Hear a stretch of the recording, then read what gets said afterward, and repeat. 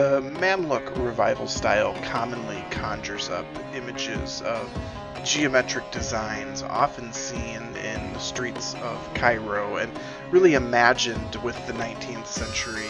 And when we see these sites, we think of 19th century bazaars where merchants peddled artisan wares. But the Mamluk style is actually older than that, and it's an interesting period of revival style that's perhaps underappreciated by the antiques world.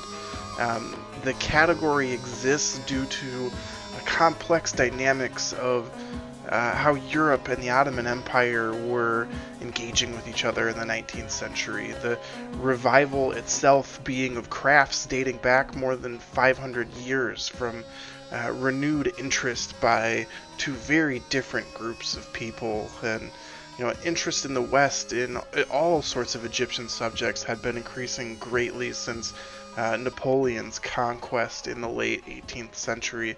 And in Egypt and the Ottoman Empire more broadly, there's sort of renewed interest in the old Mamluk dynasties, and to what degree that revival is considered sort of a reaction to increasing westernization in the 19th century Ottoman Empire is uncertain. But there's all sorts of different reasons you could point to and we'll start right at the beginning.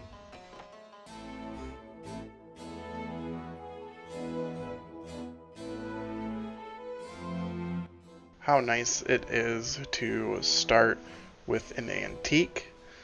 Folks that aren't usual followers of the channel might be surprised to see this screen, but let's have right at it a beautiful piece of Ottoman Empire era textiles, really.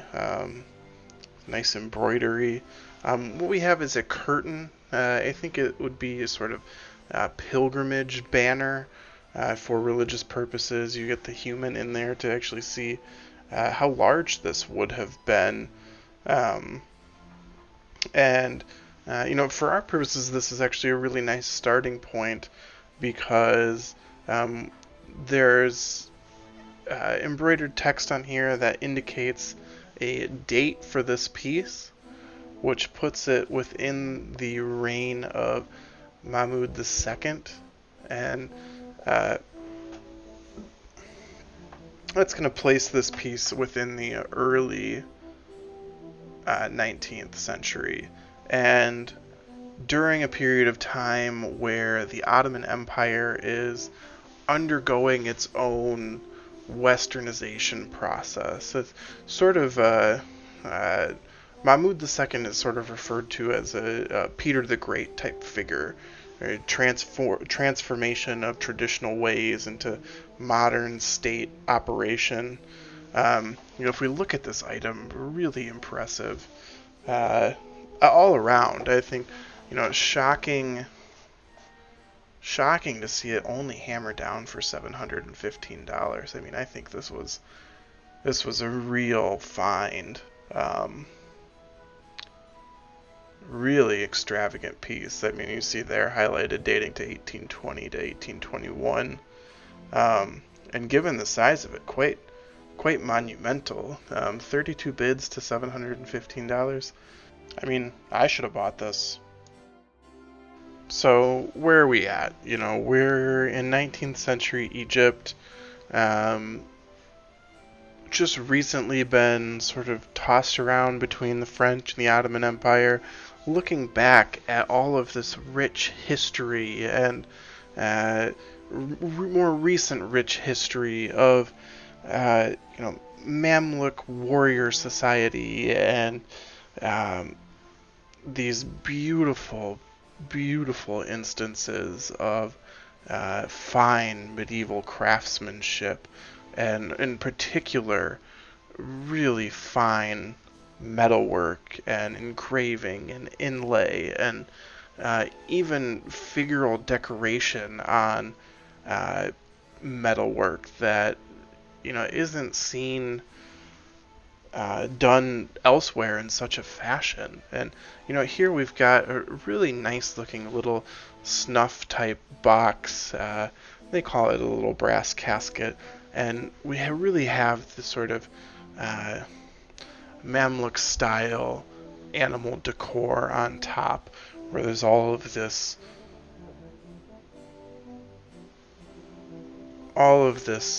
sort of ornate growth into these uh, animal figures at the center. And I don't see any of the sort of fish and flying ducks that are really reminiscent. Oh, that might be some in the corner over there. Unfortunately for myself, I pre-recorded the eBay listings, but rather nice piece. And on the underside, really get some confidence in the age, especially seeing the hinges there. You get a nice repoussé pattern on the inside. As this was sort of pushed out when it was fashioned.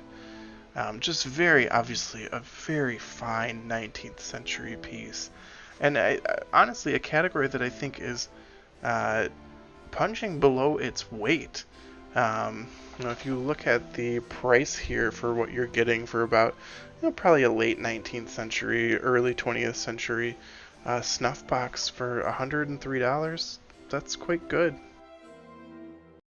In a lot of ways, this period isn't all that far off, yet being able to perceive medieval craftsmanship all around you is something recoverable, is something that feels lost to our world. I mean, even looking through these late 19th century and early 20th century photos gives me a tremendous sense of loss and grief. I mean, what a strange world to collide, to take a picture of Alexandria from the air when people are pining for medieval styles and looking back to items like this 14th century lamp or this other one that we're calling to folks about history. And the original Mamluk items tend to have this raw historical presence to them. I mean, there's something that's just ultra rare about 500 to 900 year old medieval Egyptian items, where even the mundane everyday items become extraordinary pieces for the collector. And the inlay that happens in this period, especially the inlay that's done for wealthier individuals for special projects, is just truly extraordinary. And yes, there's a bit of the 19th century revival that's a little more utilitarian. I mean, the purpose of the Mamluk style was, in some ways, this strange mesh of modern, early modern mass production, and it's almost sort of arts and crafts movement in its own right, in a different culture with different symbols and histories to play off of. And so you get magnificent pieces like this large brass jardiniere that in a lot of ways are new imaginations altogether, and new combinations of old geometric styles to create lovely pieces of 19th century art. And if you haven't guessed it by now, I'm a huge fan of this category. I think the Mamluk revival is so underappreciated, and frankly, these pieces can be had for steals. I mean, to think of a comparable, even a Chinese piece from a similar time period, and to think that this one sold for less than $750.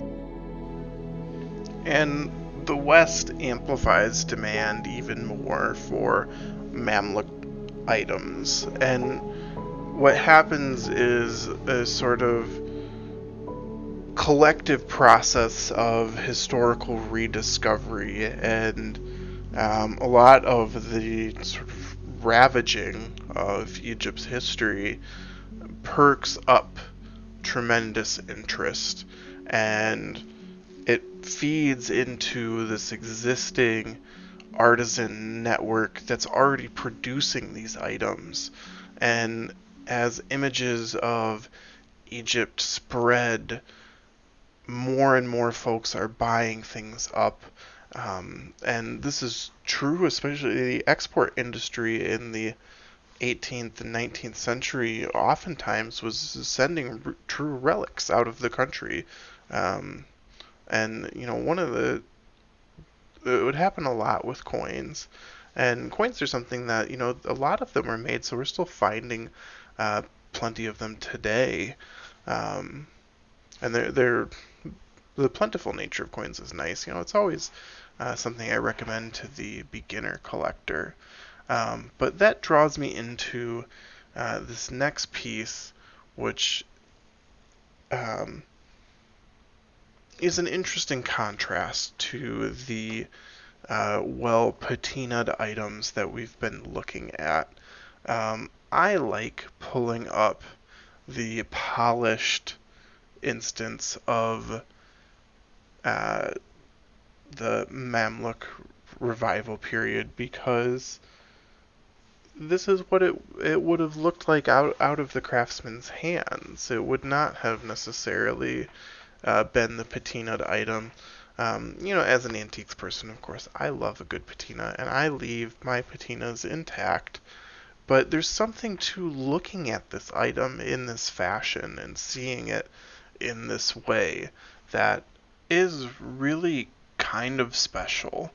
And the glow in the right light, I can only imagine how beautiful it must be. The photos we're able to use for this project are wonderful, and seeing the street barber reminds us of how many different ways these items would have been used, and pieces like the Mamluk bowl in front of or on the screen that might stick around for a few hundred years could be repurposed for so many different things. And it's likely that a bowl just like this was used for hundreds of years to wash this or that. And what a lovely bowl it is, and I can see why you would want to remake things that looked like this and shout it out to sort of a previous era of fine craftsmanship. When you consider the lack of electricity and sort of the brilliant luminance an item like this would have with a candle inside in an otherwise dark environment, you can see that the Mamluk culture were masterful craftsmen and made items with remarkable beauty and precision that reflected their sort of utilitarian purposes. Now, I won't pretend that this recent 19th century auction is the fine Mamluk pottery that you might see in a museum, but for the price that you can pay and the item that you get, this is a wonderful sort of entry-level item to an extremely old collecting area for pottery and earthenware. The pictured item dating to the 16th or 17th century for $230 or so plus shipping is an absolute steal. And one of the things looking at these photos kind of contextualizes for me is how stunning some of the original items were to see. And, you know, the sort of the piece de resistance at the Met for Mamluk art is going to be this brassiere for Sultan of I believe it's the Raslid dynasty of Yemen. So this is a Cairo export. A brassiere is a it's campaign wear. This would be sort of a grill or fireplace that's movable. You have handles on the side, and then rings for spit tops. And I was a little bummed they didn't have a good shot of the interior, because I like to see sort of well-used items. But if you look at this, I mean, the inlay is sort of a pinnacle. And, you know, we're lucky to be living, in some ways, lucky to be living now. But being able to see these items come through either fine auctions or websites or fine antique stores really does offer the modern collector a chance at interacting with some of these pieces of extraordinary history. And the antiques trade is something that it dates back thousands of years. And you know, you could almost say that the Mamluk revival starts with the antiques trade. It starts with the interest in the original medieval items, and as that interest grows and grows, the attention to craft and form proliferates with the era's artists, and it feeds a need for the time. And we end up with some truly wonderful works of art, like this table that was, I believe, recently sold. Yeah, it looks like this was sold. What crossed out 12,000, so best offer accepted. I mean, wow, what a piece. To be so lucky to see this and get to view it. Really special. And here we have the Mamluk motifs just in superb fashion. Wonderfully done. And truly under 10,000, 12,000 seems so cheap. And from there we'll shift to some quick notes for the collector before just wrapping up generally. The religious art from this era is fantastic, and both the original Mamluk art and the revival style have a wonderful character to it that I think makes it a great subject of collecting. And it's unfortunate, but you know, the museums don't want the things that are flowing on the internet necessarily, and if they do, bravo to taking them. And you know, I know a lot of folks who have had conversations with museums about things, and it is what it is. If you're going to choose to caretake for important items, please do it well. You know, these two pages are very important pieces of religious art that have been stored and documented for general use and observation, which is good. And even here, you know, we're taking a look at page that was sold online not too long ago, and not really an expert in this category. Obviously, an extremely complicated subject matter, even in determining the bare level authenticity. So again, a reason why dealing with reputable dealers is so important, as well as the acquisition of some of these items can be less than savory. So it's also complicates things even further. So be careful. These are important items, and you don't want to come by them in the wrong way. And perhaps a little easier, a little lighter, um, are the plethora of boxes and wares that were made in the metalworking style that can be picked up quite easily, and frankly for prices that are uh, accessible for many collectors.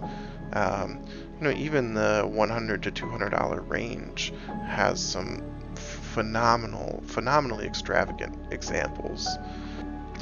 The period is complicated, and both the original items and the revival style are hearkening to uh, a sense of form and design that I don't think we see topped anywhere else.